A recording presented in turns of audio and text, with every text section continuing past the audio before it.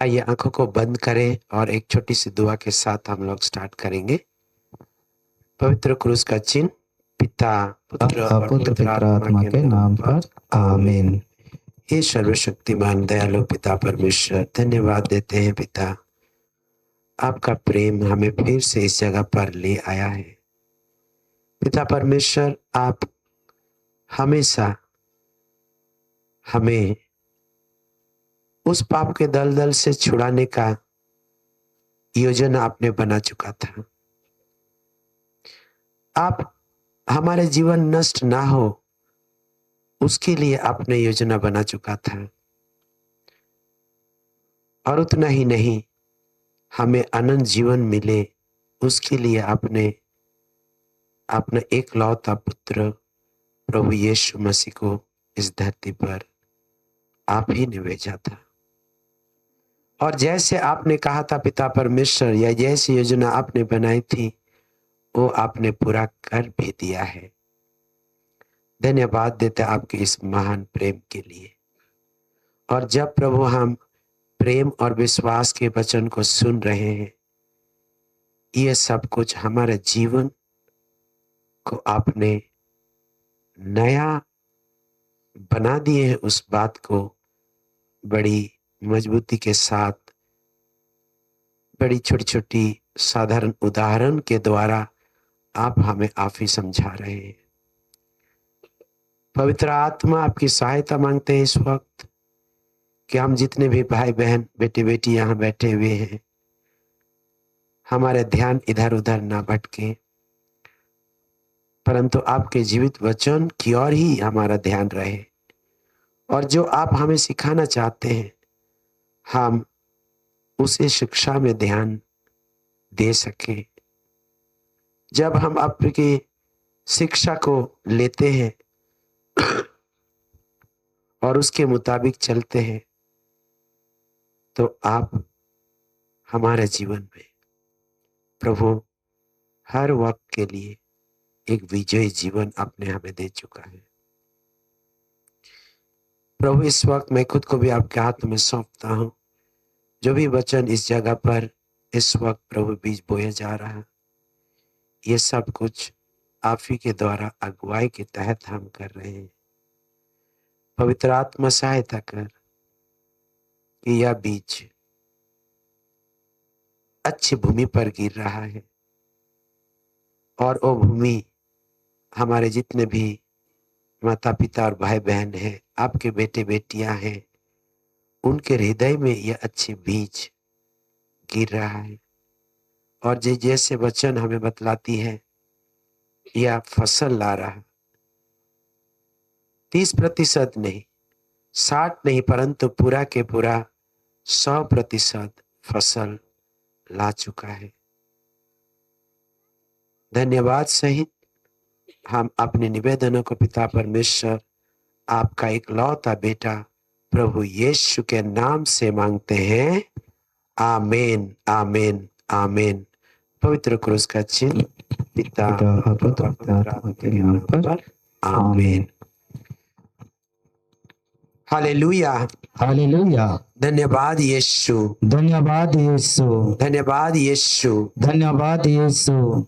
प्रभु यीशु की महिमा हो, प्रभु यीशु की महिमा हो, प्रभु यीशु की स्तुति हो, प्रभु यीशु की स्तुति हो, पिता ईश्वर की महिमा हो, पिता ईश्वर की महिमा हो, पिता ईश्वर की स्तुति हो, पिता ईश्वर की स्तुति हो। पवित्र आत्मा को धन्यवाद, पवित्र आत्मा को धन्यवाद, धन्यवाद पवित्र आत्मा, धन्यवाद पवित्र आत्मा, हमें जीवित वचनों को सिखाने के लिए, जीवित वचनों को सिखाने के लिए। धन्यवाद यीशु, धन्यवाद यीशु, धन्यवाद यीशु, धन्यवाद यीशु। ठीक है, सभी को फिर से जय यीशु, जय यीशु। और ये सत्र में हम सबको स्वागत करते हैं। अभी अंत में क्रूस रास्ता होने के पहले हम लोग कुछ वचन देख रहे थे, है ना? कौन सा वचन देख रहे थे? किसको याद आ रहा? नोट किए होंगे।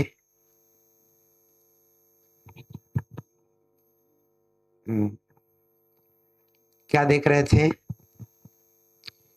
यीशु मसीह अपने चेला को वो पेड़ कैसे मर गया उसका रहस्य सिखा रहे थे, है ना? क्या वचन था? नोट में लिखे है ना दीदी? संत मार्कुस। हाँ, संत मार्कुस का कितना अध्याय? 11 का 11 से। ठीक है, तो हम लोग पूरा नहीं पढ़ेंगे। हम लोग बहुत ही अच्छा से ब्रदर से हमें शिक्षा मिला है। हम लोग जो उसका कुछ अंत वाला भाग हम लोग नहीं पढ़ पाए थे उसको हम लोग केवल पढ़ेंगे, है ना? और वो पढ़ते पढ़ते हम लोग कहाँ तक गए थे? 23, 24 तक गए थे, है ना? 25 तक भी। अभी हम लोग उसके साथ थोड़ा और आगे बढ़ने के लिए और एक बार 24 नहीं पढ़ेंगे, 25 और 24 और 25 पढ़िए, है ना? 24 पढ़िए तो एक बार। हाँ, इसलिए माइक में पढ़िए ना दीदी, आपके दाहिने तरफ माइक है। हाँ, ऑन कर लीजिए, शर्माइए नहीं।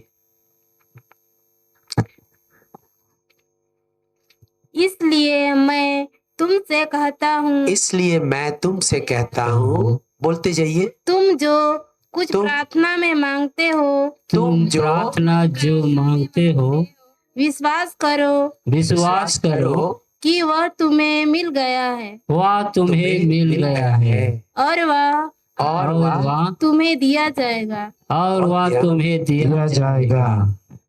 तो क्या ये वचन मिलने के बाद विश्वास करने के लिए कह रहा या मिलने के पहले ही विश्वास करने के लिए कह रहा? वचन वहां पर ही जवाब है। हाँ, क्या कह रहा है? कब हमको विश्वास करना है मुझे मिल गया है बोल के?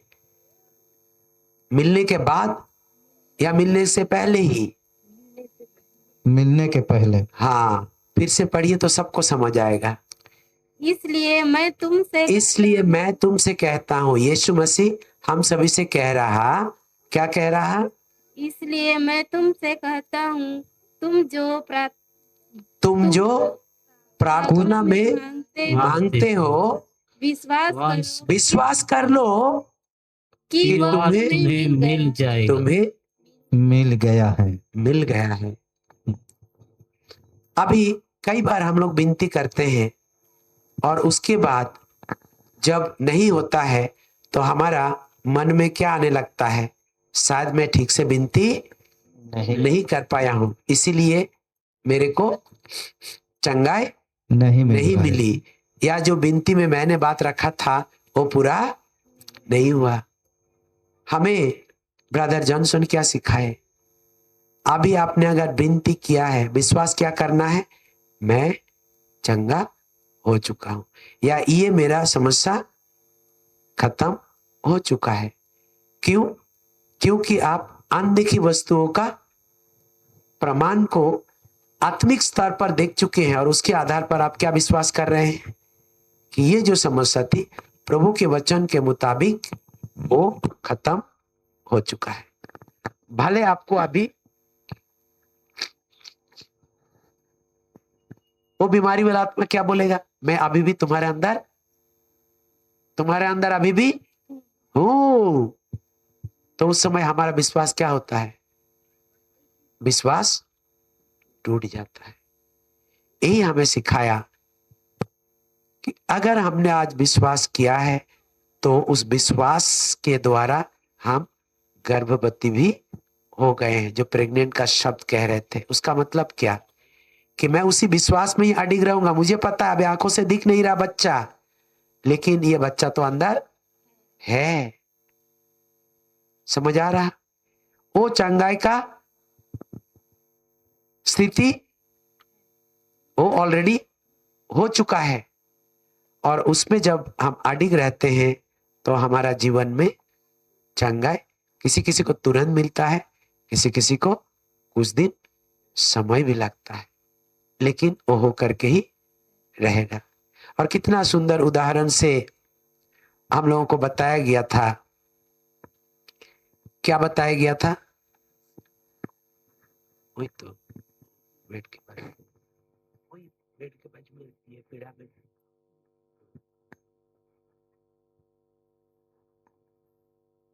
जब हम लोग उस बात को समझेंगे और विश्वास करेंगे तो हम ये नहीं बोलेंगे कि मुझे जब मिलेगा तभी विश्वास करूंगा मुझे मिल गया।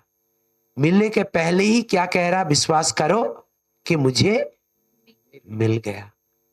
ये एक बात हम लोगों को दोहराने का जरूरत था। और कई बार होता है तुरंत अगर नहीं हुआ तो बोलेंगे ये बिनती काम नहीं किया। ऐसा नहीं। जैसे उदाहरण में हमने सीखा, डॉक्टर बोला प्रेग्नेंट है, मतलब क्या अंदर बच्चा है। तो सचमुच क्या उस समय बच्चा दिख जाता है? नहीं दिखता है। हो सकता बच्चा अभी पूरा बना भी नहीं है, वो शुरुआत है। उसके बाद धीरे धीरे उसका मुंह, हाथ, कान, हृदय सब कुछ बनता है। लेकिन फिर भी हम क्या बोलते हैं? वो गर्भवती है, प्रेग्नेंट है, मतलब उसका बच्चा अंदर है। तो बच्चा पैदा होने के बाद बच्चा है बोलते हैं, या जिस दिन पता चला मैं प्रेग्नेंट हूं तब से ही मेरे अंदर बच्चा है? कब कब पता चलता है? जब शुरू होता है। ऐसा ही जब हम विनती से विश्वास के साथ वचन को घोषणा किए हैं, और वचन जो हम लोग कल सुने थे कि वचन यूं ही लौट के नहीं आता, वो अपना काम करके ही आएगा। तो हमें उस बात में अडिग रहना है। प्रभु आपने कहा है, मैं इसको विश्वास करता हूं कि ये तो होकर ही रहेगा। लेकिन उधर आपको दर्द याद दिलवाएगा, उधर आपका बंधन का आत्मा याद दिलवाएगा, ए तुम जो विनती क्यों गया नहीं रहे, मैं तुम्हारे साथ अभी भी बना हुआ हूं। घुटना दर्द बोलेगा, अरे अभी भी तो है। उस समय अगर हम संदेह करेंगे तो जो हमने विनती किया उसका कोई फल होगा? नहीं होगा। ठीक है, तो हमें संदेह नहीं करनी है। वो एक बात हम लोग सीखे। और एक बात सीखे जो कितना में 25वां वचन में लिखा है, उसको पढ़िए। वो हम लोग सीखे, उसको उतना बात नहीं किए, लेकिन मुझे लगा उसमें थोड़ा बात होनी चाहिए। 25वां वचन में क्या लिख रहा है? पढ़िए तो। जब तुम प्रार्थना के लिए खड़े हो, जब तुम प्रार्थना के लिए खड़े हो और तुम्हें किसी से कोई शिकायत हो तो, और तुम्हें किसी से कोई शिकायत हो तो क्षमा कर दो। क्षमा कर दो। किसी से कोई शिकायत हो तो क्षमा कर दो। आगे लाइन दादा, आगे भी पढ़िए। क्षमा कर दो, जिससे तुम्हारा स्वर्गीय पिता भी तुम्हारे अपराध क्षमा कर दिया। नहीं पढ़िए अच्छा से। कर दिया लिखा है या कर देगा? क्या लिखा? क्षमा कर दे, तुम्हारे अपराध क्षमा कर दे। तो मैं दूसरे को क्षमा नहीं करूंगा और क्षमा का अपेक्षा करूंगा तो हमको मिलेगा? क्षमा मिलेगा हमको? नहीं मिलेगा। तो हमें क्या करना है? क्षमा करना, दूसरे को क्षमा कर देना है। 26वां क्या कह रहा?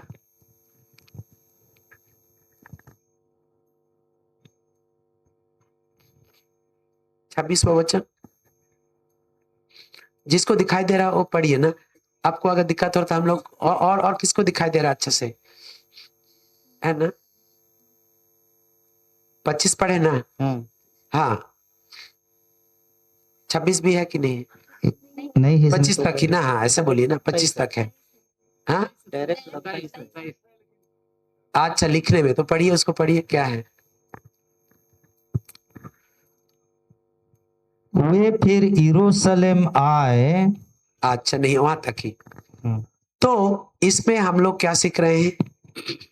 क्षमा वाला बात कहां से शुरुआत लिखा है?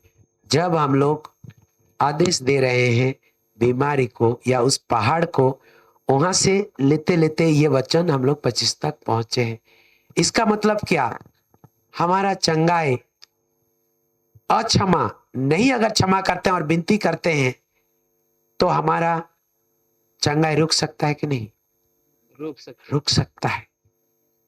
हम बड़ी रो रो के विनती कर रहे हैं, लेकिन हमारे अंदर दूसरे के विरुद्ध में अक्षमा का भावना अभी भी कुट कुट के भरा हुआ है, और हम रो रो के वचन घोषणा कर रहे हैं।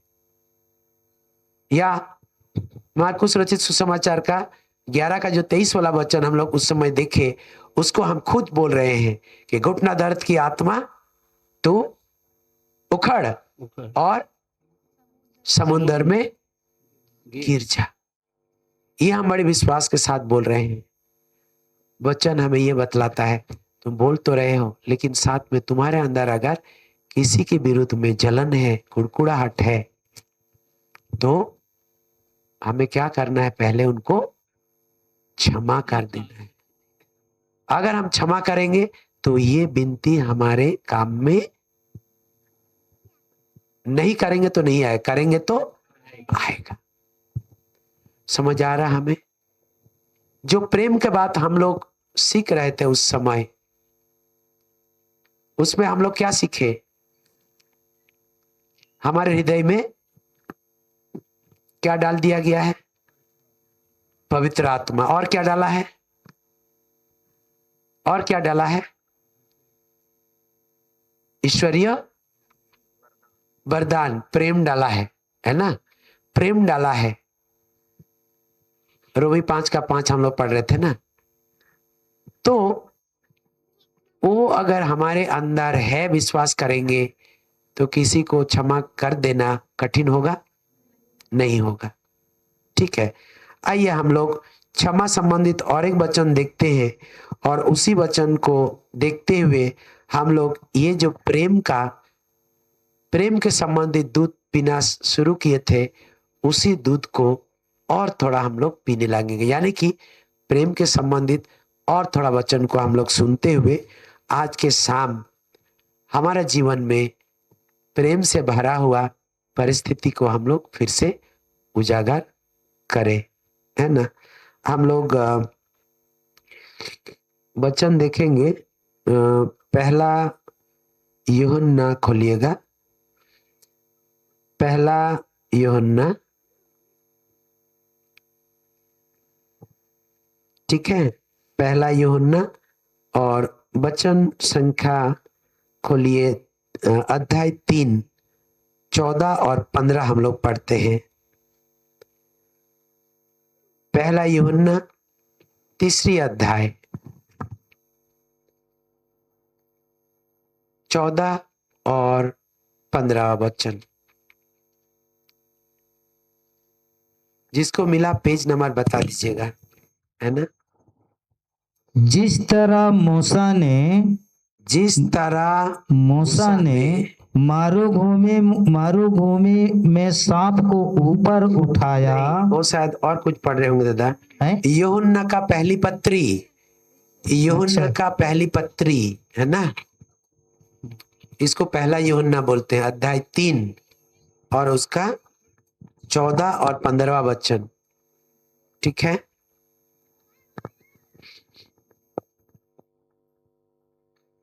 मिला? हाँ, पेज नंबर बता दीजिए दीदी, जिसको मिला। 373 पन्ना में हमें प्रभु और कुछ क्षमा संबंधित सिखा रहा है। क्षमा सीखना क्यों जरूरी है? ताकि हमारा प्रार्थना अनसुनी ना रहे। क्षमा हमारा चंगाई को रोक सकता है, हमारा बढ़ोतरी को, अक्षमा हमारा बढ़ोतरी को रोक सकता है। इसीलिए अक्षमा का आत्मा को हमें जगह नहीं देना है। अक्षमा का स्वभाव को हमारे अंदर पाल पोस के बड़ा नहीं करना है। ठीक है, पढ़िए। भाइयों, माइक दे दीजिए उनको। हाँ भाइयों, भाइयों, यदि संसार तुमसे छोटा बैर छोटा करे, पढ़िए दीदी, नहीं तो हम लोग नहीं बोल पाएंगे ना। 14 से 15। 14 से छोटा छोटा पढ़िए ताकि हम लोग रिपीट करेंगे ना आपके बाद। बोलिए, दो दो बात, दो दो शब्द पढ़िए, तीन तीन शब्द। हाँ बोलिए। हम जानते हैं कि हम जानते हैं कि हमने मृत्यु से निकलकर हमने मृत्यु से निकलकर जीवन में प्रवेश किया है, जीवन में प्रवेश किया है, क्योंकि क्योंकि हम हम अपने भाइयों को प्यार करते हैं। भाइयों को प्यार करते हैं। जो प्यार नहीं करता जो प्यार नहीं करता वह मृत्यु में वह मृत्यु में निवास करता है। निवास करता है।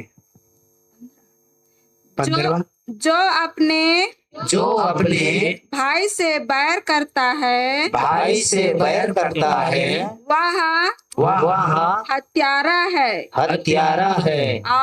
और तुम जानते हो कि किसी भी हत्यारे में अनंत जीवन नहीं होता। अनंत जीवन नहीं होता।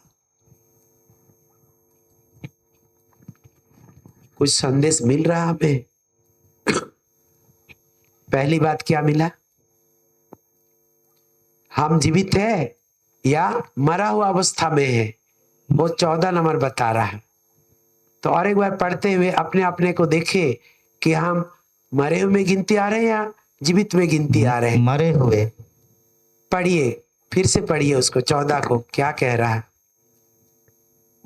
हम जानते हैं कि हमने मृत्यु से निकलकर जीवन में प्रवेश किया है। रुक जाइए। हाँ, क्या कह रहा?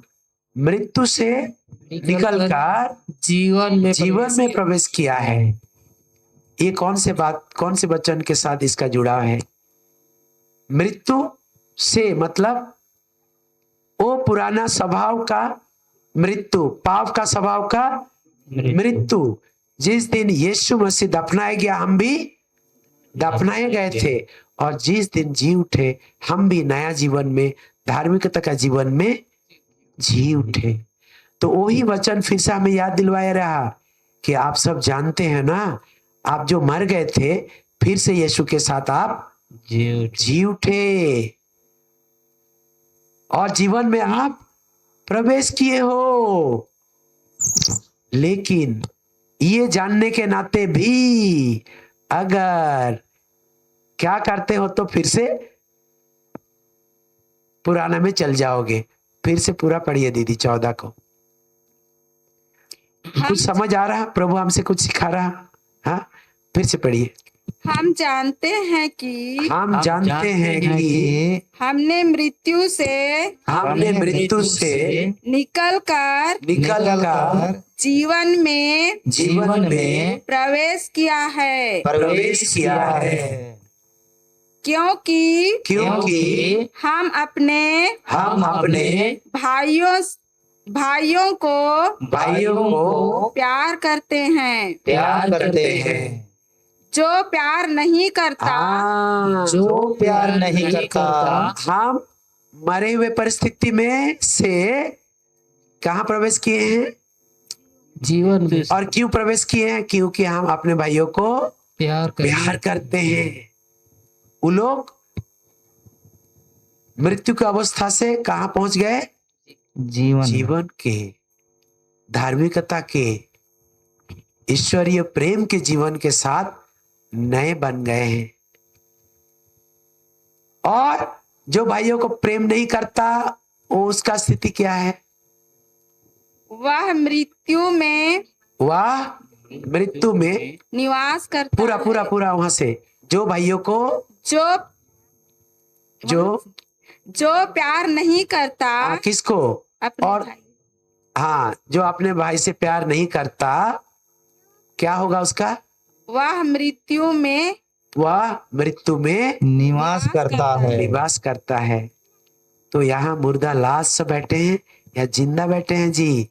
अपने पड़ोसी को पूछिए, आप जिंदा है कि मरे हुए हैं? क्या जवाब दे रहा है आपके पड़ोसी? मजाक मजाक में कितना गहरी बात प्रभु हमें कह रहा है। वो अपना जीवन दिया और हमारा पुराना स्वभाव को दफना दिया है उनके साथ, और हमें क्षमा और प्रेम करना सिखाया। और जब हम उनका शिक्षा को लेते हुए आगे बढ़ते हैं और अपना भाई को प्रेम करते हैं, क्षमा करते हैं, तो हम कैसे जीवित रहते हैं? ईश्वरीय प्रेम के साथ। उस समय हम धार्मिक जिंदा के रूप में चला फिरा करने वाला होते हैं। और वही परिस्थिति में अगर हम अपने भाई को प्रेम नहीं करते हैं, तो भले हम चला फिरा कर रहे हैं जिंदा व्यक्ति जैसा, लेकिन आत्मिक रूप में क्या परिचय हो रहा हमारा? हत्यारे। हत्यारा। और क्या? नहीं, आगे आगे पढ़िए, उसी को पढ़िए, उसी को 14 को ही शुरू से। हाँ, शुरू से। हम जानते हैं कि हमने मृत्यु से निकलकर जीवन में प्रवेश किया है। जीवन में प्रवेश किए हैं। क्या हमने जीवन में प्रवेश किया है? ना सब कोई किया है। और क्यों किया है? क्योंकि पढ़िए, क्योंकि हम अपने भाइयों को प्यार करते हैं। तो जीवन में प्रवेश करने के लिए हमें प्रभु क्या सिखा रहा? भाइयों को प्यार। और प्यार नहीं करते हैं तो हमें सावधान भी कर दे रहा। वहां से पढ़िए, जो प्यार नहीं करता और जो भाइयों से प्यार नहीं करता वह मृत्यु में निवास करता है। वह मृत्यु में निवास करता है। यानी कि दिख तो रहा है, चल रहा फिर रहा, लेकिन फिर भी आत्मिक रूप में मुर्दा लाश चला फिरा कर रहा। ये वचन को कितना गहरी है, तो आप खुद को भी सवाल कर रहे हैं ना, मैं जिंदा तो हूं, लेकिन सचमुच आत्मिक रूप में जिंदा हूं कि मुर्दा हूं जी? सवाल आ रहा है कि नहीं? अगर भाइयों को प्यार नहीं करते हैं तो किस की ओर जा रहे हैं आप? मुर्दा की ओर। खतरनाक बात है। तो हमारे गांव में कितना मुर्दा लाश है पता नहीं, हमको पता नहीं, और ना आपको भी पता है। सबके बात आपको पता नहीं भी होगा, लेकिन जो भाइयों को प्रेम नहीं करता है वो जिंदा तो है, लेकिन मुर्दा लाश जैसे निवास कर रहा है। आप लोग मेरे बात समझ रहे हैं? और मेरे बात तो मेरे को नहीं कहना चाहिए, प्रभु का वचन को समझ रहे हैं? और बहुत इंटरेस्टिंग बता रहा 15 का। हमें सब कोई को आनंद जीवन चाहिए ना। अभी आनंद जीवन के बारे में क्या कह रहा देखिए, पढ़िए 15।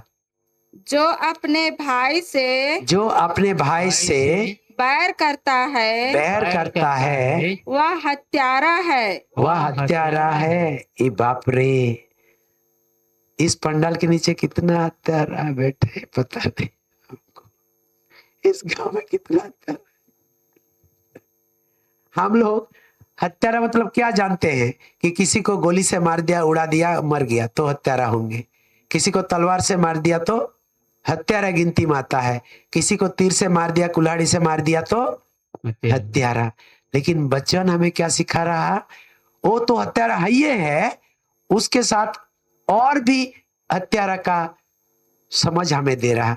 कौन हत्यारा है? जो अपने भाई से बैर करता, मतलब क्या? प्रेम नहीं करता, उसको घृणा करता, उसके क्या बोलते हैं, दूरी बनाता, उसके साथ बातचीत नहीं करता। छोटी सी एक बित्ता जमीन के लिए लड़ाई करता, और पर्व त्योहार में भी उनके साथ नहीं। जय यीशु या यीशु सहाय या जो भी बोलते हैं हम लोग, वो कुछ बोलता नहीं है। तो वो कौन है? वो कठोर था। हत्यारा। कितना खतरनाक। और अगर हत्यारा है तो उसका परिणाम क्या है? क्या परिणाम है? क्या वचन क्या कह रहा? वचन वचन पढ़िए पढ़िए। और तुम जानते हो और तुम जानते हो कि किसी भी हत्यारे, किसी भी, बोलिए बोलिए साथ में, और तुम जानते हो जानते हाँ। हो कि किसी भी हत्यारे कि में किसी भी हत्यारे हत्यारे में में अनंत जीवन नहीं होता। अनंत जीवन नहीं होता। बाप रे, कितना गहरी बात। अगर हम अपने भाई को प्रेम नहीं करते, ईश्वर तो हमको अनंत जीवन के लिए अपना बेटा को दे दिया, लेकिन फिर भी हम चूक सकते हैं अनंत जीवन से।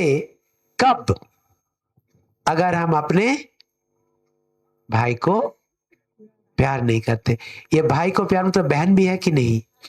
नहीं तो कई लोग बोलेंगे अच्छा ये तो भाई के लिए ही ये वचन लागू पड़ता है, बहन को तो हम दुश्मनी उसके साथ कर सकते हैं। भाइयों को खाली प्यार करेंगे तो अनंत जीवन मिलेगा, बहनों को जैसे तैसे करो तो भी चलता है। ऐसा है कि वचन? यहाँ भाई के साथ बहनों को भी, सबको भी, इसमें पड़ोसी भी आता है। कितना गहरी बात। तो सोचिए, ये वचन को अगर एक आईना के जैसा देखेंगे और उसी आईना से आप और हम खुद को देखेंगे तो क्या नजर आएंगे?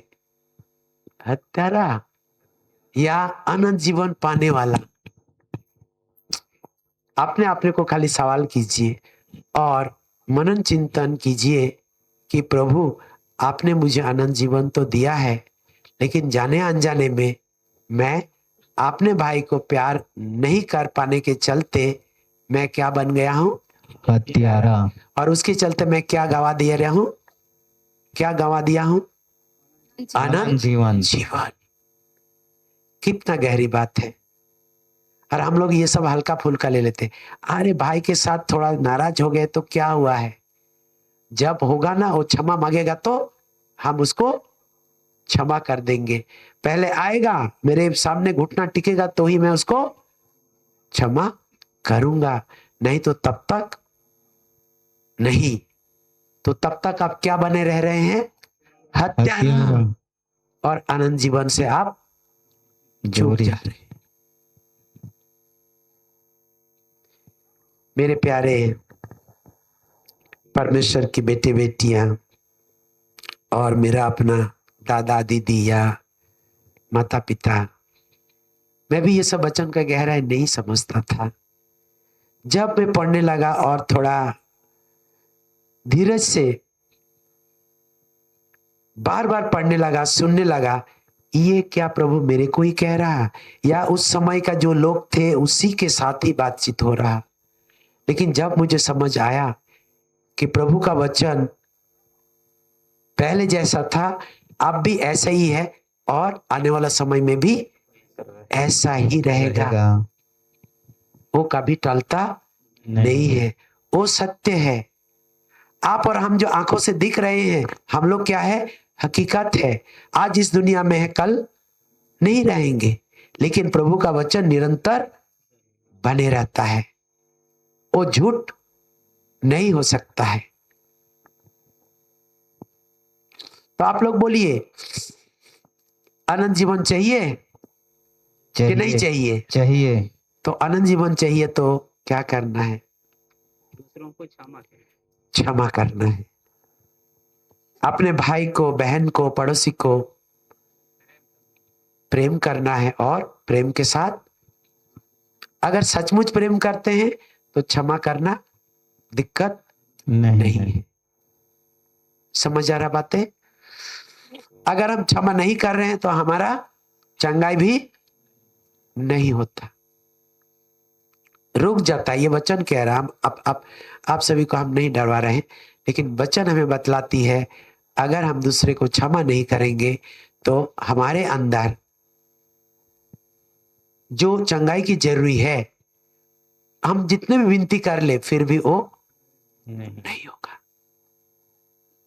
इसीलिए ब्रदर जॉनसन जब विनती करना सिखा रहा था वो साथ में 25 वचन भी जोड़ दिया था, मरकुस 11 का 25 को भी। हे प्रभु, जिन लोगों ने मुझे दुख दिया है मैं उनको क्षमा कर देता हूं। अभी आप लोग ये जब वचन सुन रहे हैं, कृपा करके आप लोग मेरा चेहरा को खाली मत देखिए, मैं कह रहा हूं ऐसा मत देखिए, आप देखिए प्रभु मुझे क्या कह रहा है और मेरा ये अच्छा के लिए कह रहा है या बुरा के लिए कह रहा, मेरा अच्छाई के लिए कह रहा। प्रभु यीशु हमारा अच्छाई के लिए सिखा रहा कि क्या? अच्छाई के अच्छा के लिए लिए। तो इस अच्छाई को हमको ग्रहण करना है कि नहीं करना है? करना है। करना है। तो इसीलिए आइए अभी आप अपने मन में आप जरूर सोच रहे होंगे, मेरा ऐसा विश्वास है कि आपके साथ किसका ठीक से नहीं बन रहा, पट नहीं रहा। हो सकता पति पत्नी में नहीं पट रहा हो सकता बच्चे के साथ नहीं पट रहा हो, या अपना पट रहा तो ठीक नहीं बोलना चाहिए, क्या बोलना चाहिए? ठीक से पटरी नहीं खा पटरी नहीं खा रहा हो। हाँ, ये अच्छी बात है, पटरी नहीं खा रहा हो। इसको क्या ऐसा ही रहने देना है? नहीं। मैं कई जगह से जब कुछ बात सुनता हूं तो लोग क्या बोलते हैं कि इसको क्षमा करना संभव नहीं है। कई लोग, जो आदमी मर गया है उसका भी याद आता है जब दुश्मनी किया था होगा तो उसको भी कोसता है, वो दुनिया में आदमी है ही नहीं है।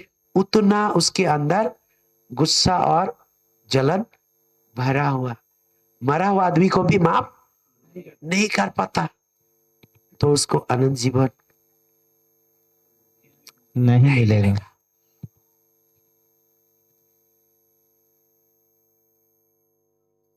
इसीलिए आप और हमारा काम क्या है?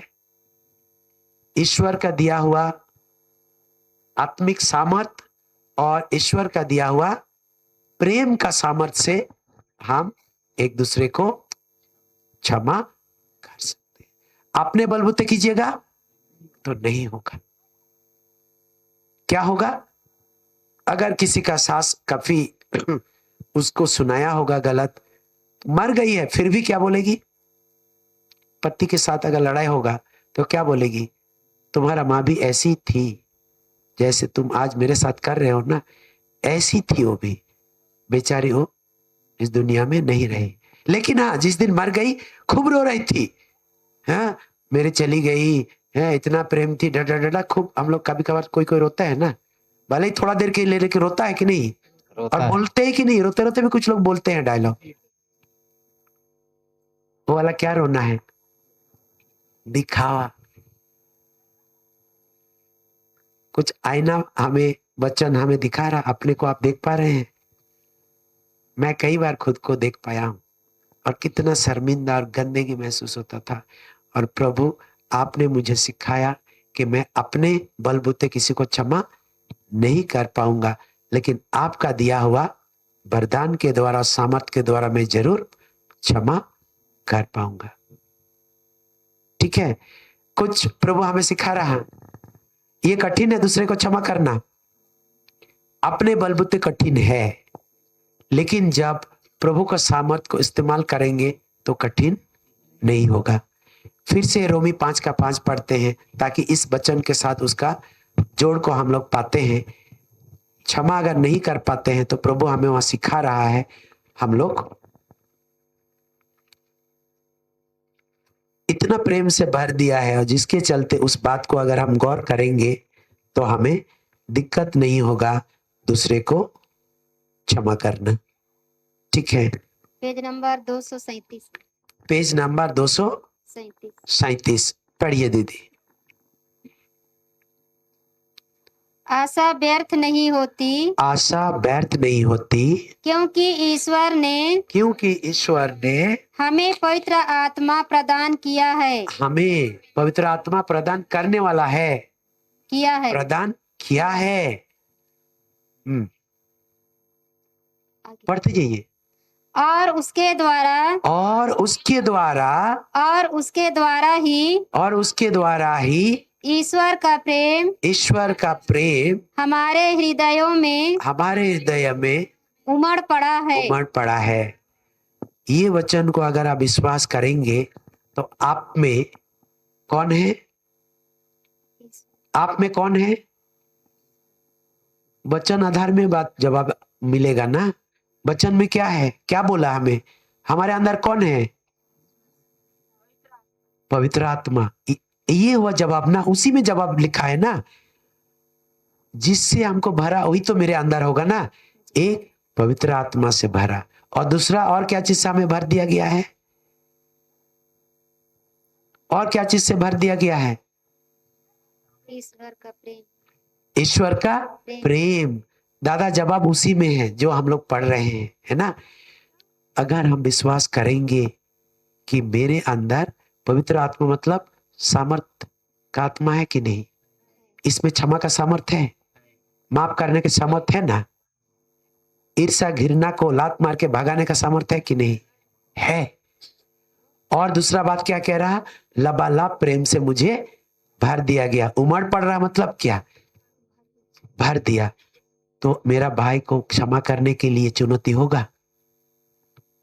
ये वचन को अगर विश्वास करके ग्रहण करूंगा तो उसको प्रेम करना कठिन लगेगा? नहीं लगेगा। जब ये वचन को हम ग्रहण नहीं करेंगे और अपने ही बलबूते करेंगे तो कठिन जरूर लगेगा। समझ आ रहा? प्रेम करना कठिन है अपने बलबूते, लेकिन जब ये वचन हमको सिखा रहा, मेरा बेटा मेरा बेटी, मैंने अपना आत्मा और अपना प्रेम से तुम्हें भर दिया हूं, इसलिए तुम पुराने स्वभाव में अभी नहीं हो, तुम अभी प्रेम में भरे हुए हो, पवित्र आत्मा में भरे हुए हो। और वो पवित्र आत्मा सामर्थी है या डरपोक आत्मा है? नहीं। जलन का आत्मा है? प्रेम का आत्मा है। समझ आ रहा? आइए, प्रभु हमें कह रहा इस जगह पर जब आए हम लोग शाम का घड़ी में अपना अपना घर छोड़ के, क्या बदलने के लिए आए हैं? अपने जीवन। और जीवन में खासकर क्या बदला जाता है? हाँ, तो मन में कौन सा चीज बदलना जाता है?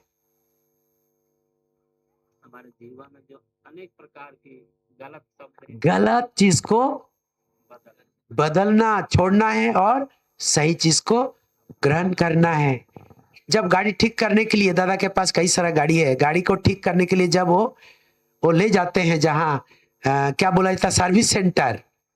तो सर्विस सेंटर में वो लोग क्या करता है? बीमारी क्या खराब है उसको चेक करता है, कुछ टूटा है या तो घिस गया है ज्यादा, उसको क्या करता है? चेंज कर देता है और नया को लगा देता है। तो ये जब हम लोग आए हैं, ये भी एक प्रकार का सर्विस सेंटर है।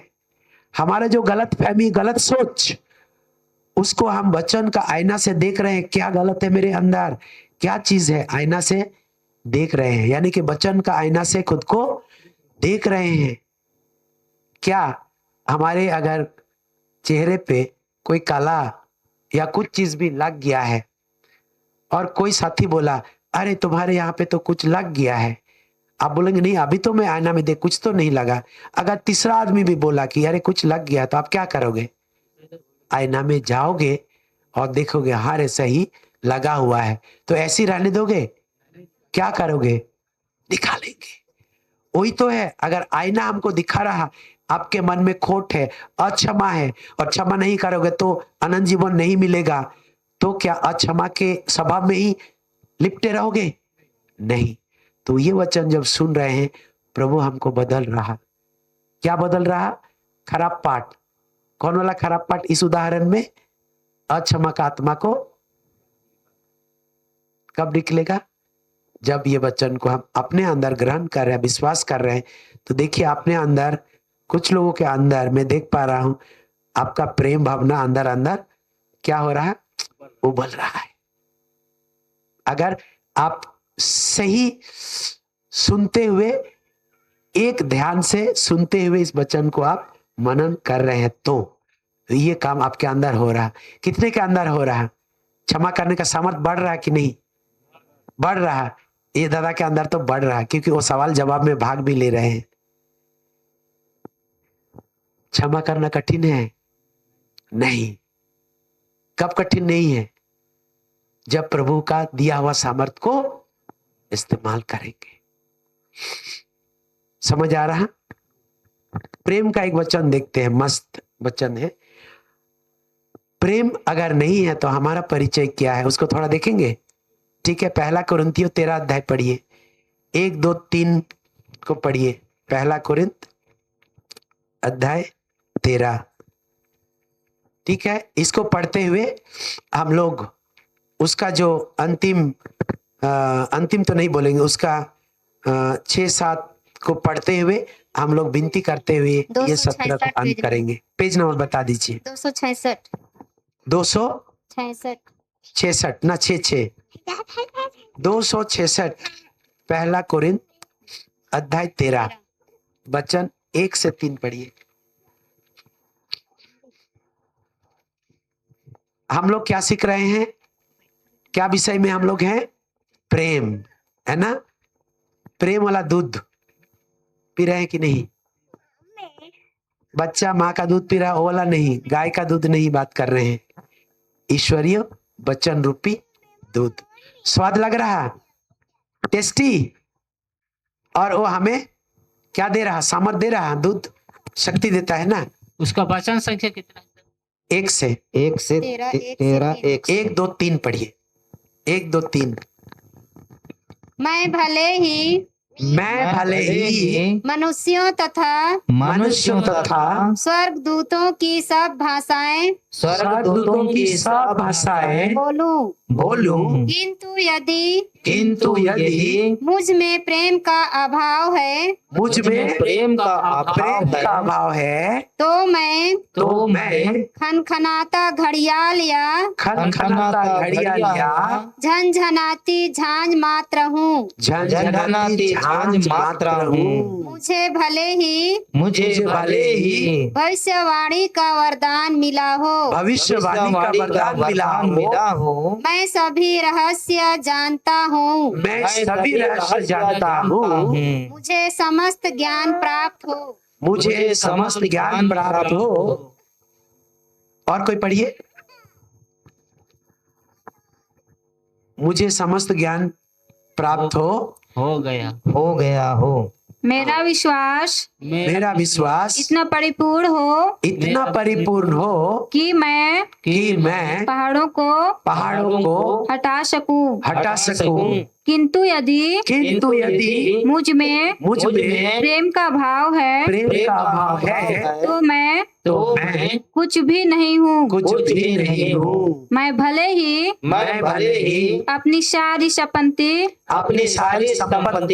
दान कर दूं और अपना शरीर भस्म होने के लिए अर्पित करूं। किंतु यदि मुझ में प्रेम का भाव है, तो इससे मुझे कुछ भी लाभ नहीं।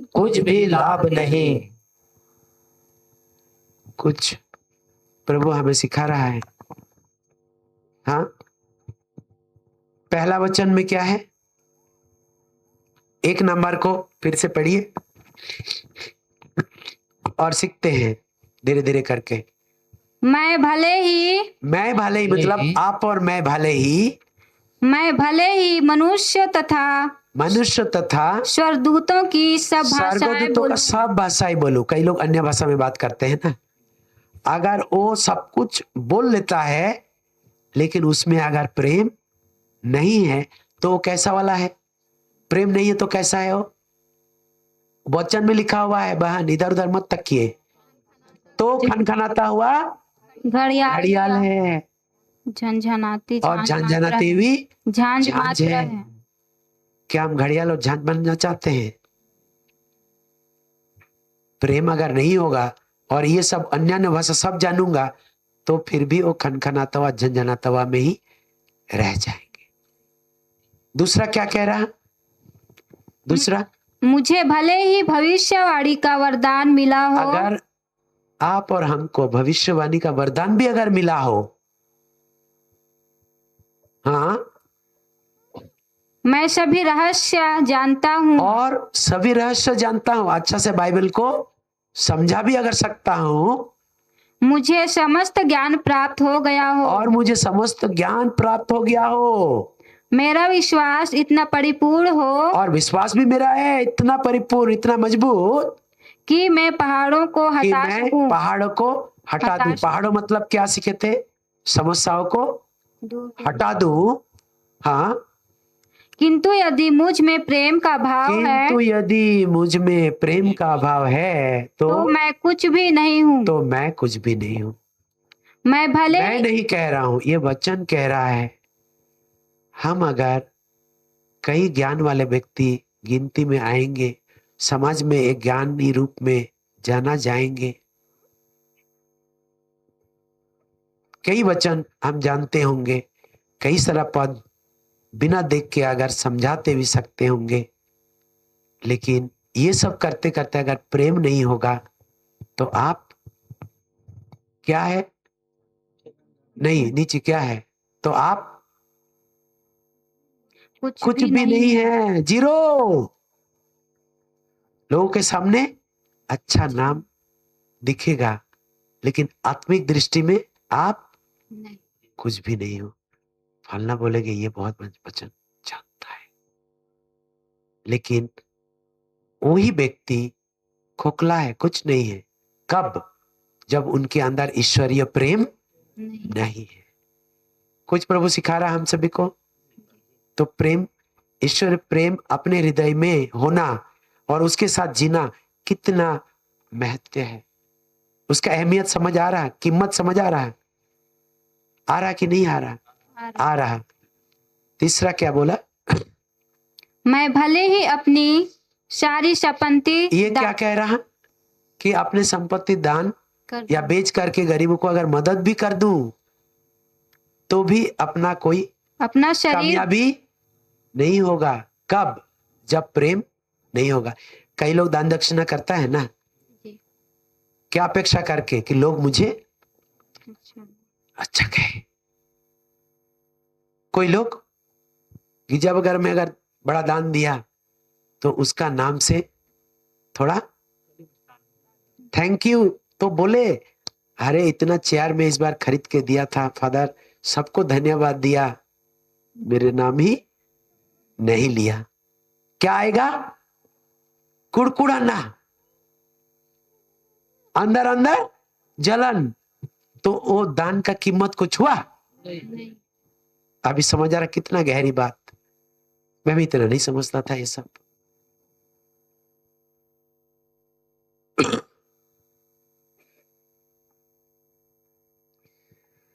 आप और हम, उसमें मैं भी हूं। प्रभु हम सभी को ये कह रहा, मेरा बेटा, मेरा बेटी, तुम अगर मुझे प्रेम करते हो तो मेरा शिक्षा को ग्रहण करो और मेरा वचन को पालन करो।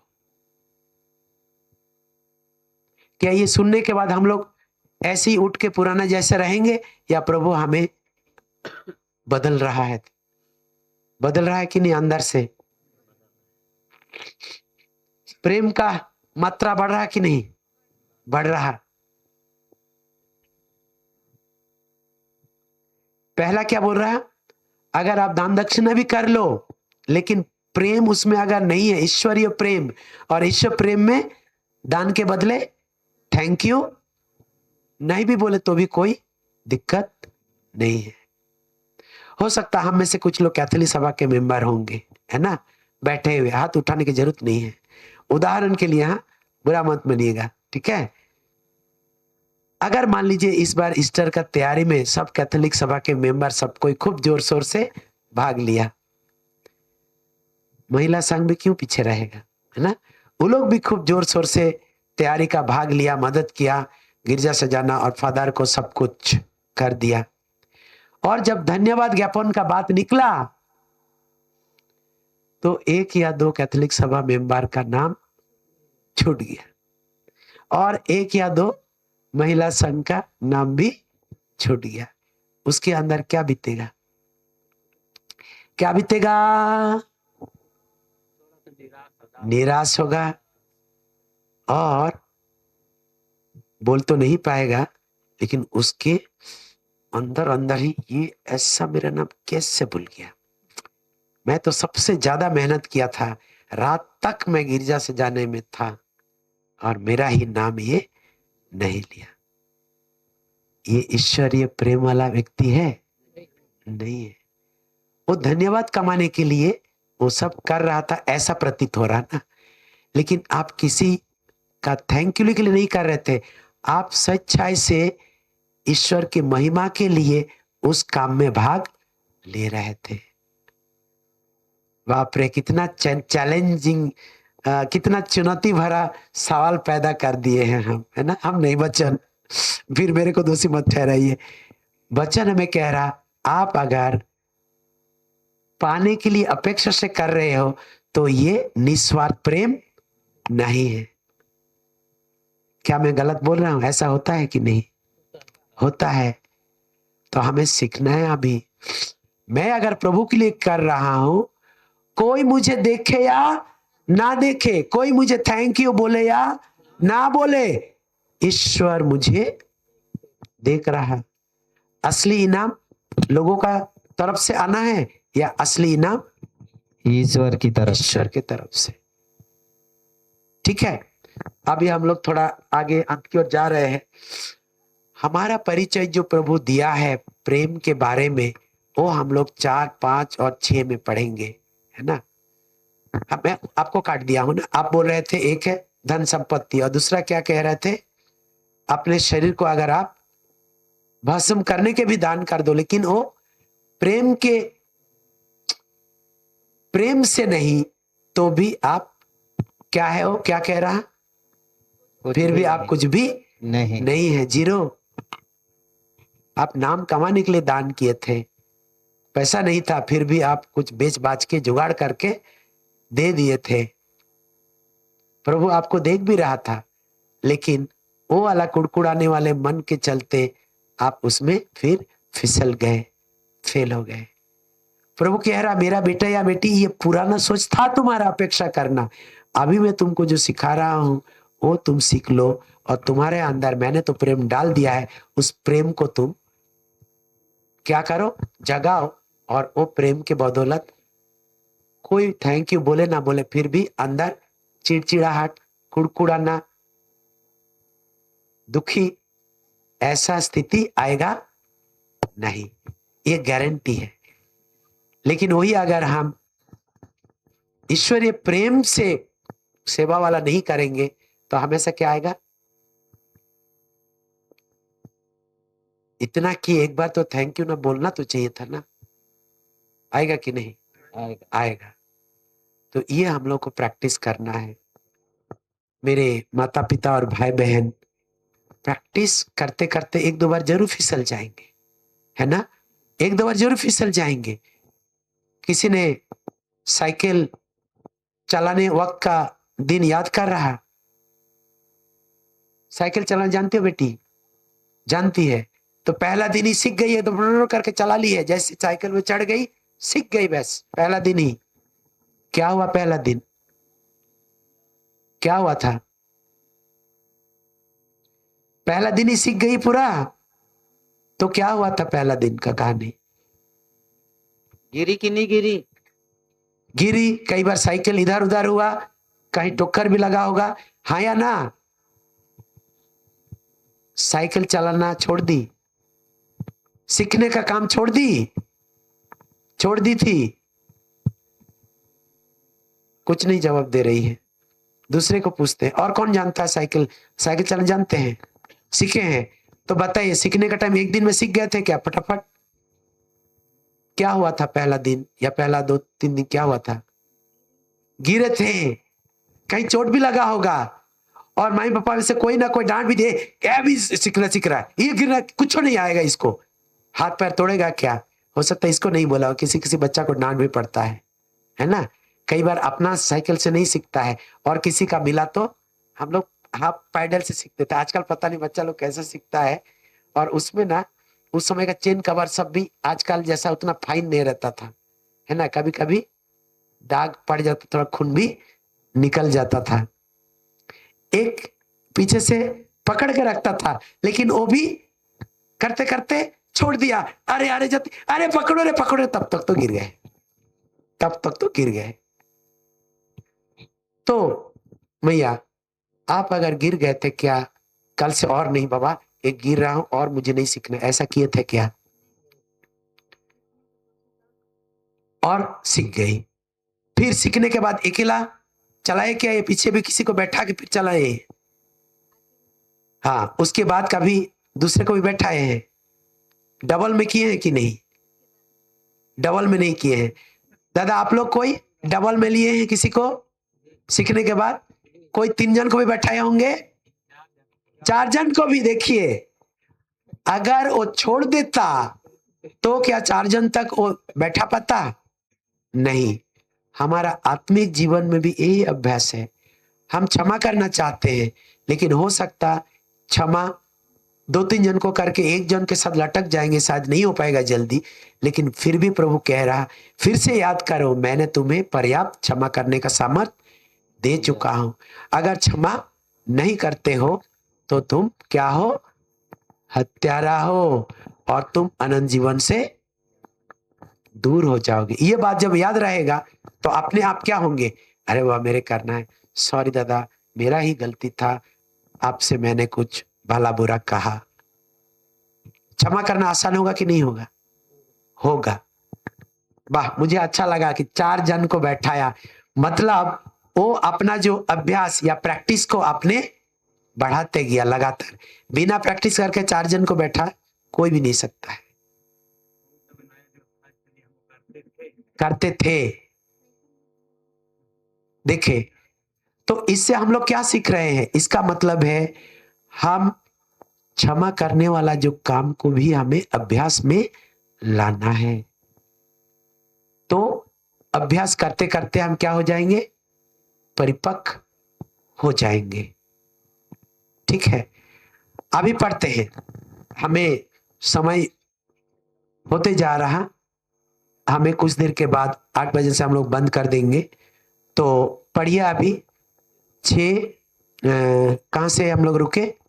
4 तक ना, क्या 3 तक? 4, 5 और 6 पढ़िए, और वहां पे जहां प्रेम लिखा हुआ है ना उसी जगह अपना नाम डाल के पढ़िए। देखिए कैसे सुनाई दे रहा। पहले वो पढ़ेगी और उसके बाद हम लोग सुनते हैं कैसे सुनाई दे रहा। 4 को पढ़िए तो क्या लिखा है, पहले जो लिखा है ऐसे ही पढ़िए। प्रेम सहनशील और दयालु है। प्रेम क्या है? सहनशील और दयालु है। मतलब क्या? उसमें सहने का शक्ति है और वो दया भी करने वाले हैं। दूसरा आगे, प्रेम ना तो ईर्ष्या करता है, और अगर मुझ में प्रेम है तो मेरा पहचान ईर्ष्या करने वाला है? नहीं। नहीं, वो ईर्ष्या नहीं करता। और ना ढींग मारता और वो ढींग नहीं मारता, ना घमंड करता है, और वो घमंड भी नहीं करता, दिखावटी नहीं करता। और क्या नहीं करता? प्रेम अशोभनीय व्यवहार नहीं करता, अशोभनीय व्यवहार नहीं अपने भाई और पड़ोसी से नहीं करता। वह अपना स्वार्थ नहीं खोजता। क्या नहीं खोजता? स्वार्थ, निजी स्वार्थ। मैं दान दिया हूं, मेरा नाम थैंक यू बोलो वहां पे, कि दीवार का गिरजा में कहीं दीवार में किसी किसी का नाम पता नहीं, यहाँ कोई कोई जगह होता है ऐसा कि वो अगर ये दिया उसका नाम वहां कहीं ना कहीं बोर्ड बनेगा, उसमें लिखा हुआ रहेगा। बाबा रे खतरनाक बात हम लोग सीख रहे हैं आज से चुनौती होगा ना। मैं अगर सेवा कर रहा हूं, क्या फिर से पाने के लिए कर रहा हूं? बच्चन हमें याद दिलवाएगा कि नहीं दिलाएगा? दिलाएगा। पढ़िए, और क्या है प्रेम? प्रेम ना तो झुंझुलाता है ना झुलझुलाता है, और ना बुराई का खेला ना लेखा रखता है। बुराई का लेखा नहीं रखता है। आज दोनों बीच में लड़ रहे हैं, लेकिन पिछले 2 साल का भी लिपटा के गाली गलौज हो रहा। तुम ये बात 2 साल पहले भी बोला था, उस दिन ये फलना बार था, फलना तारीख तक याद रखेगा कोई कोई व्यक्ति, सब कोई नहीं, लेकिन कुछ व्यक्ति याद तारीख तक बोलेगा, तुम इस तारीख को मुझे अपमान किया था, ऐसा बोला था। लेकिन अगर ईश्वरीय प्रेम रहेगा तो क्या करेगा, क्या नहीं करेगा? पढ़ो भैया तो तालमेल रहेगा ना। जो पढ़े हो अभी उसी में ही तो हम लोग समझा रहे हैं ना बात को। जी। अंगली वहीं पे रखो। प्रेम शोभनीय व्यवहार नहीं करता। अशोभनीय, क्या शोभनीय, क्या बोल रहे हो? अशोभनीय। हाँ ऐसा बोलो ना। अशोभनीय मतलब खराब व्यवहार नहीं करता। और ना अपना स्वार्थ नहीं खोजता। अपना स्वार्थ नहीं खोजता। प्रेम ना तो झुंझुनाता है प्रेम ना तो झुंझुनाता है, और ना बुराई का लेखा रखता है। और ना तो बुराई का लेखा मतलब क्या? अपने हृदय में बुराई को लिख के नहीं रखता। यीशु मसीह हमारा पाप को याद रखा है या लहू से मिटा दिया है?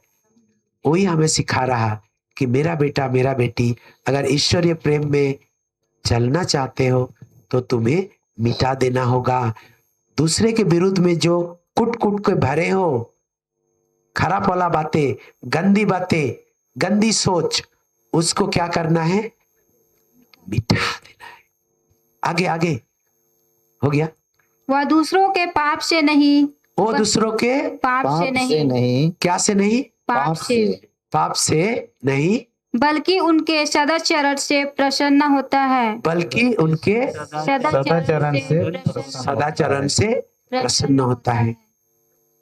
कोई अगर गलती कर रहा, क्या उसके साथी दोस्ती में लिपट में उसमें क्या प्रेम की बात है? वो गलती कर रहा तो मैं भी गलती करूंगा? नहीं, है ना। अभी जो पढ़े हैं, अभी प्रेम की जगह अपना नाम डालो भैया, है ना। और उसमें सबको हम लोग पढ़ेंगे, वो अपना नाम बोलेंगे, हम लोग अपना अपना नाम बोलेंगे, है ना। 4 से शुरू करो, 4 से शुरू कीजिए, ठीक है। 4 नंबर से। सुविता सहनशील और दयालु है। हाँ बोलिए बोलिए बोलिए बोलिए। सुविता सहनशील और दयालु है। मोजेस, अपना अपना नाम बोलिए। कठिन लग रहा प्रैक्टिस करने में ना। बोलिए, सब कोई को बोलना है ताकि ये देखिए आपको अलग सा एक अनुभव होगा। बोलिए फिर। सुविता सहनशील और दयालु है। हाँ, सहनशील और दयालु है। सुविता ना तो ईर्ष्या करता है, ना तो ईर्ष्या करता है। क्या बोल रहा है? आपका ही नाम बोल रहा है क्या ये लोग? नहीं, अपना अपना नाम बोल रहा है ना। क्या बात है। तो आप जब बोल रहे हो गौर कीजिए, आपके अंदर कुछ होना अनिवार्य है ना। अगर ध्यान से इसको बोल रहे हैं ना तो आप अपना परिचय जिक्र कर रहे हो। हाँ बोलिए बोलिए। ना ढींग मारता, ना डींग मारता, ना घमंड करता है। ना घमंड करता है। सुविता अशोभनीय नहीं खोजता। मोजेस असभनीय व्यवहार नहीं खोजता, नहीं करता। वह अपना स्वार्थ नहीं खोजता। वह अपने स्वार्थ नहीं खोजता। सुविता ना तो झुंझुनाता है, ना तो झुंझुनाता है। कुछ लोग सुविता बोल रहे हैं, आप लोग सुविता मत बोलिएगा, अपना नाम बोलिएगा। ए बाबा बाबा बाबा, फिर से तो आपने को सुविता कह रहा। हाँ अपना नाम बोलिए। शुरू से पढ़। हाँ शुरू से। यही इसी से अंत करेंगे हम लोग। इसी से हम लोग जब जाएंगे पागुर करते जाएंगे, मेरा परिचय प्रभु दिया, उसी परिचय को हम स्वीकार करेंगे तो हमारा जीवन में वही होगा। अगर उनका परिचय हमारे लिए जो दिया है, अगर हम ग्रहण नहीं करते हैं तो हम झनझनाता हुआ, खनखनाता हुआ और जीरो वाले व्यक्ति के रूप में वापस चले जाएंगे। लेकिन मेरा विश्वास है हम कोई जीरो में नहीं जा रहे। ठीक है, फिर से बोलिए, प्रैक्टिस हो रहा है ये। सुविता सहनशील और दयालु है। बसंत सहनशीलता और दयालु है। सुविता ना तो ईर्ष्या करता है, बसंत ना तो ईर्ष्या करता है, न ढींग मारता, न ढींग मारता, न घमंड करता है। न घमंड करता है। सुविता अशोभनीय, बसंत अनशोभन। हाँ, स्पीड में थोड़ा थोड़ा धीरे पढ़ो। हाँ, रुक रुक के, हाँ पढ़ो पढ़ो पढ़ो। हाँ, आराम से पढ़ो, आराम से। पढ़ो। हाँ हाँ, आराम से पढ़ो। पढ़ो, डर गई हो। ईश्वर क्षमा करेगा। हाँ कीजिए, ना। पढ़िए। बाकी लोग कह पाएंगे उसे जैसे। हाँ, बाकी लोग फॉलो कर पाए। हाँ पढ़ो भैया। रुक रुक के, हाँ माने बांटने का लायक।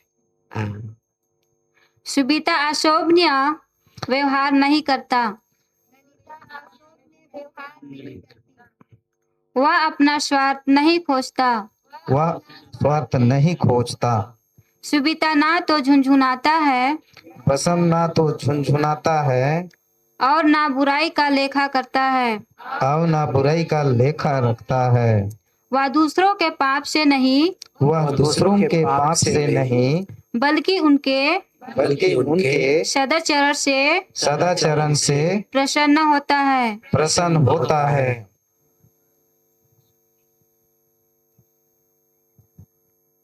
समझ आया हम सभी को, है ना? अभी अंतिम देखेंगे। हमें अगर प्रेम में हम लोग रहते हैं तो प्रेम हमारा जीवन में फल ला करके ही रहेगा। और कैसा वाला फल, इसका विस्तारीकरण कल करेंगे, लेकिन आज थोड़ा सा हम लोग वचन पढ़ के अंत करेंगे। गलाती 5 का 22 और 23 पढ़िए कि जब हम ईश्वरीय प्रेम में चलते हैं तो हमारा जीवन में कैसा फल दिखेगा। और वो फल अगर दिखेगा, लोग बोलेंगे ये ईश्वरीय प्रेम में जरूर चल रही होगी, इसीलिए इसके जीवन में ये सब दिख रहा है। गलातियों अध्याय 5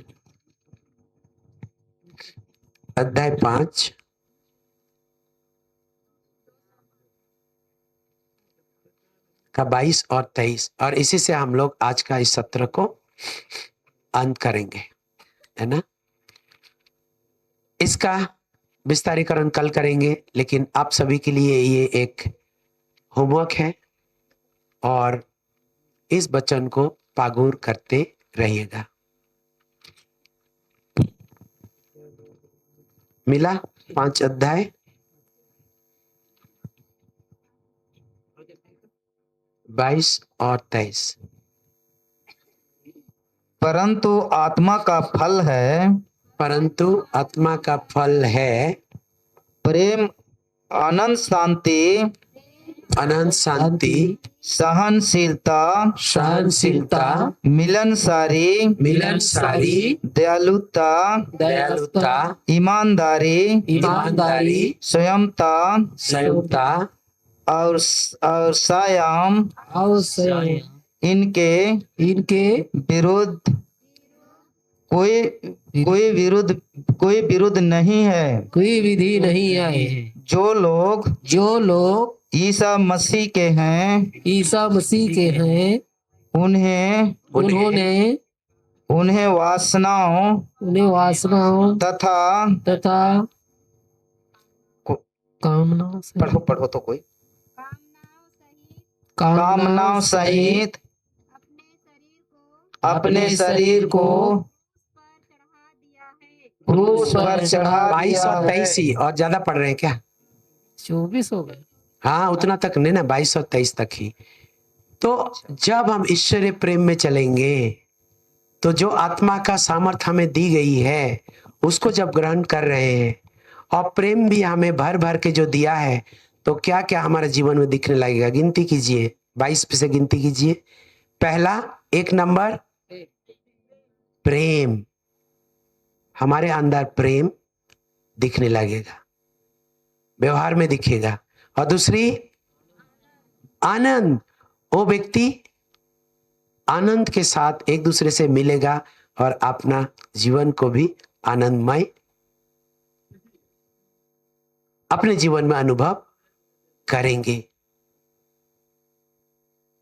या दूसरे के साथ भी आनंद का ही व्यवहार करेंगे। 3 नंबर शांति। तो जब हम आत्मिक जीवन को जीने दें और आत्मा के सामर्थ्य से, तो ये फल सब होना हमारे जीवन में दिखने लगेगा। उसके बाद शांति के बाद सहनशील। छोटी छोटी बातों में हम चिढ़ जाते हैं, सह नहीं पाते हैं, ये आत्मा का सामर्थ्य हमें सहने के सामर्थ्य देता है। ए बगल वाला भाई थोड़ा धीरे सहनशील। बात कर भैया। सहनशील।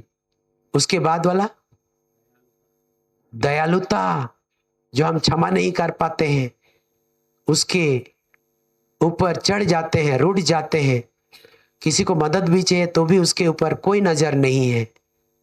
और मिलनसार। समझ आ रहा? कितना हुआ? सब पूरा हुआ? हाँ। उसके बाद ईमानदारी। सबको ईमानदारी होना चाहता है, या ईमानदार व्यक्ति ही चाहता है, लेकिन खुद के अंदर नहीं है। लेकिन वचन हमें सिखा रहा है, अगर हम ईश्वरीय प्रेम में चलेंगे तो ये फल हमारा जीवन में दिखने लगेगा। पूरा हुआ? और लास्ट में सम्यता और संयम। ठीक है, जो हम कुछ भी देख लेते हैं और हमारा नजर गलत चीजों में चला जाता है, संयम नहीं रहता है, तो ये संयम हमें मिल जाएगा। आइए हम लोग अंतिम विनती करते हैं, और ये जब आप लोग जा रहे हैं, ये सब वचन को लेते हुए पागुर कीजिएगा, यानी कि मनन चिंतन कीजिएगा कि ईश्वरीय प्रेम से मैं भरा हुआ हूं, और ईश्वरीय प्रेम मुझे क्या फल से मुझे लदालद भर दिया है? ये 9 फल से मुझे भर दिया है, आत्मा भरा है मुझे। ठीक है ना, ये वाला। आइए हम लोग आंखों को बंद करेंगे। पवित्र क्रूस का चिन्ह पिता, पुत्र और पवित्र आत्मा के नाम पर आमीन। सर्वशक्तिमान पिता परमेश्वर, धन्यवाद देते हैं प्रभु, इस संध्या वेला में हमें इस आत्मिक भोजन से प्रभु आपने हमें सिखाया कि हम किस तरीका से आपकी गहरा रिश्ता आपके साथ जोड़े, और आप सिखा रहे हैं प्रभु, आप ही का प्रेम जो आपने हमारे हृदय में डाला है, उसी ईश्वरीय प्रेम और उसी निस्वार्थ प्रेम में प्रभु, जब हम आपने जीवन में इस बात को ग्रहण कर लेंगे जो आपने हमें दिया है, और उस आत्मा का सामर्थ्य जो आपने दिया है, क्षमा करने वाला, लोगों को प्रेम करने वाला प्रभु होने दे। हम जितने भी इस जगह पाए जाते हैं, हर एक के जीवन में ये वचन का बीज आपने बोया है, और इसीलिए हमने जो 9 फल के बारे, आत्मा का 9 फल के बारे प्रभु पढ़े और जाने, ये हम लोग अपने जीवन में देख पा रहे हैं कि लदालद भरा हुआ है।